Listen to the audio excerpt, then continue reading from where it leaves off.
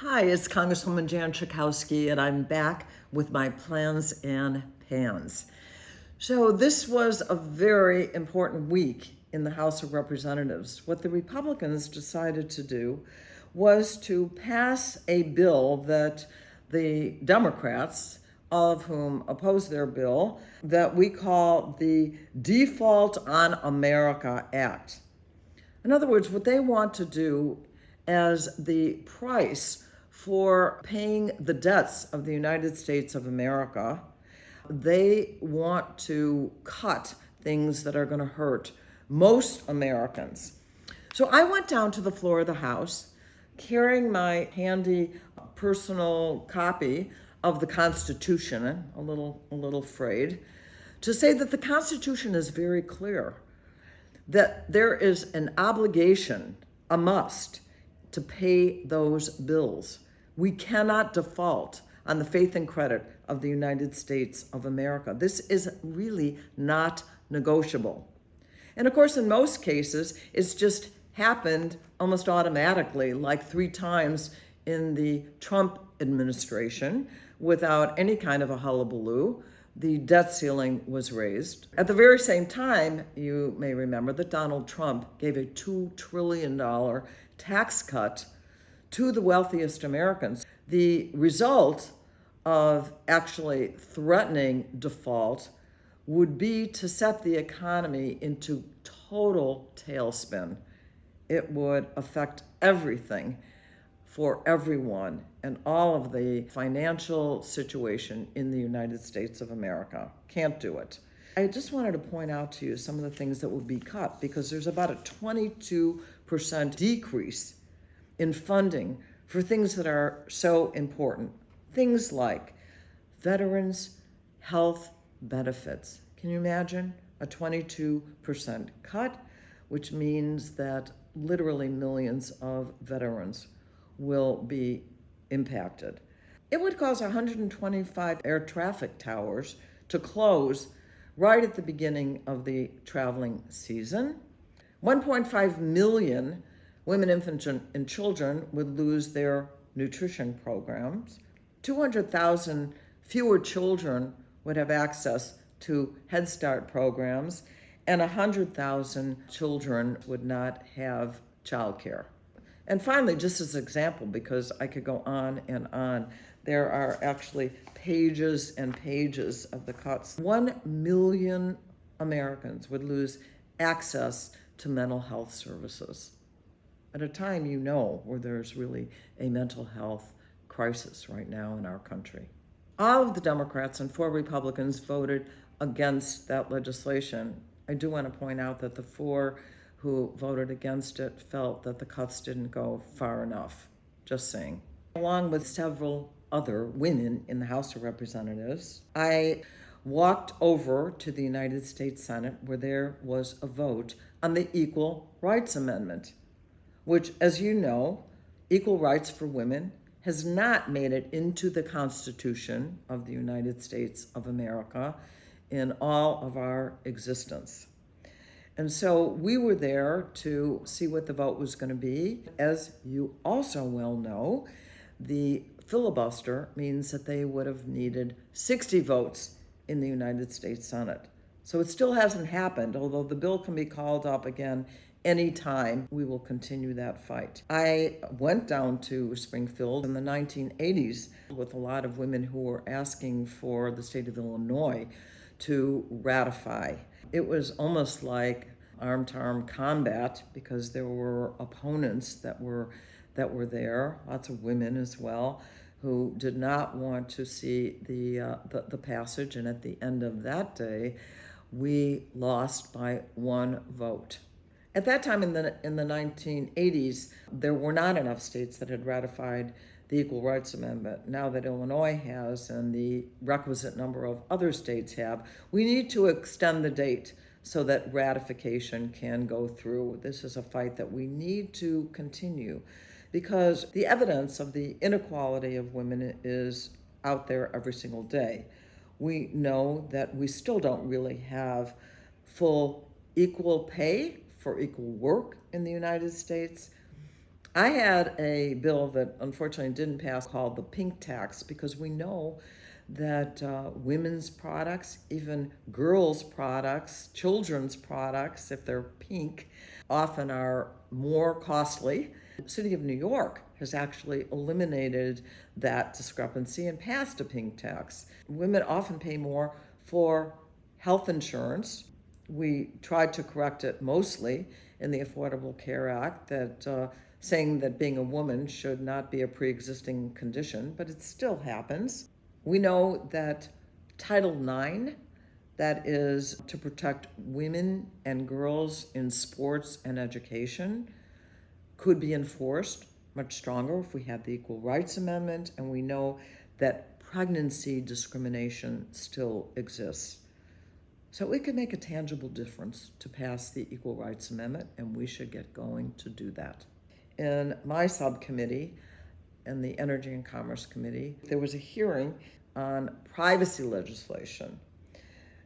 You may remember that in the last session of Congress, I was able to work with my Republican colleagues almost unanimously, Republicans and Democrats, to get a bill out of the Energy and Commerce Committee that would provide comprehensive protection for people on their online privacy.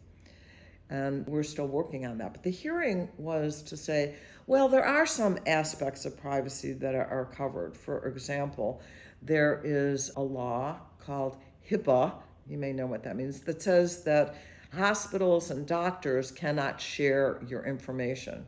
Yeah, but what about when you go to the pharmacy and you charge certain medications, and that can be used to really discover other things, personal things about your health conditions and your privacy.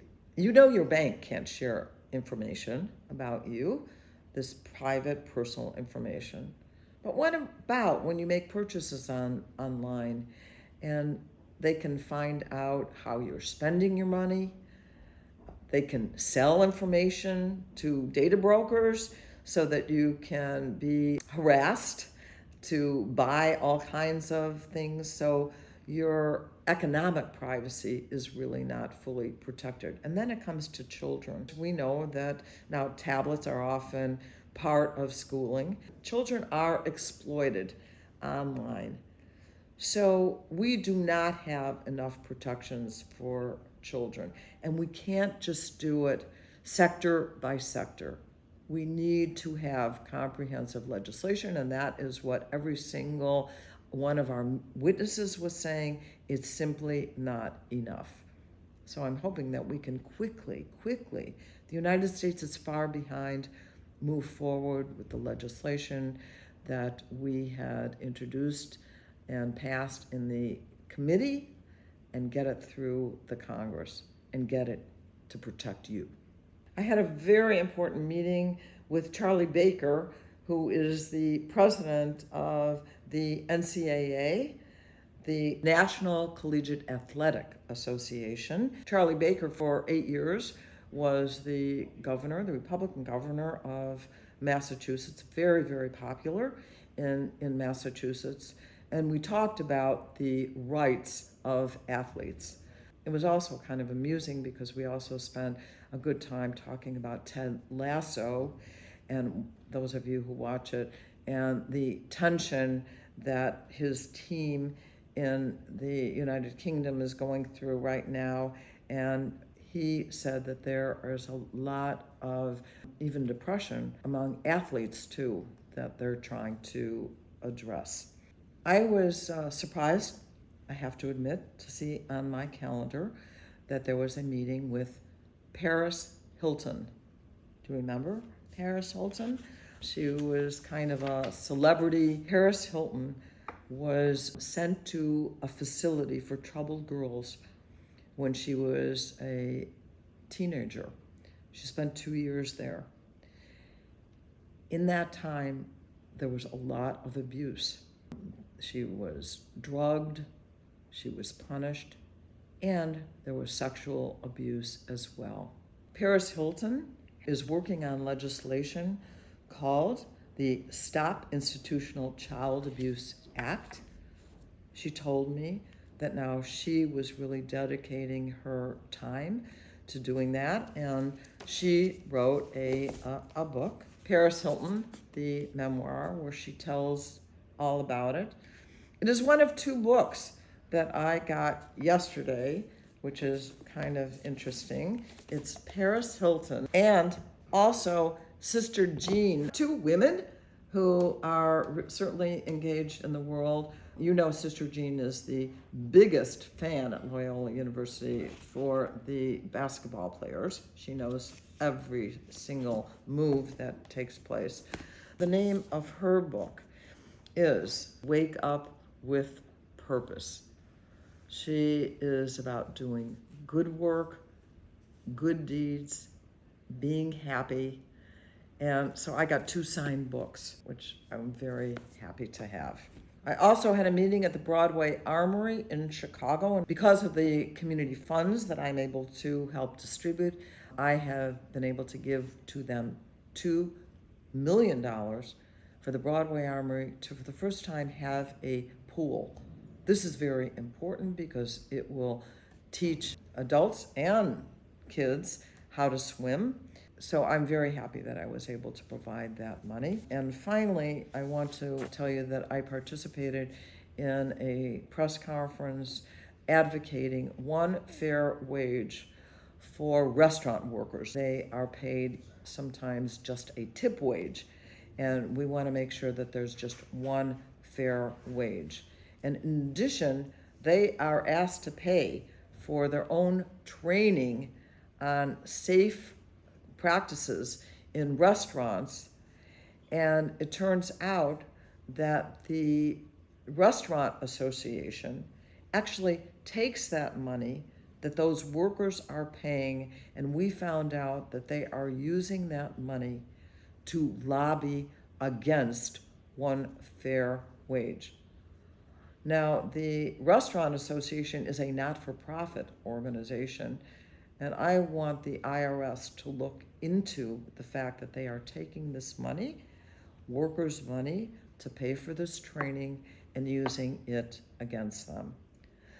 So this is just another one of those important issues that we want to have equity and fairness, and I want to be on the case. I will talk to you next week. Thank you for watching my Plans and Pans. Thank you for watching my video. Make sure you subscribe to my YouTube channel and follow me on Instagram, Twitter, and Facebook, where my handle is @Jan Schakowsky.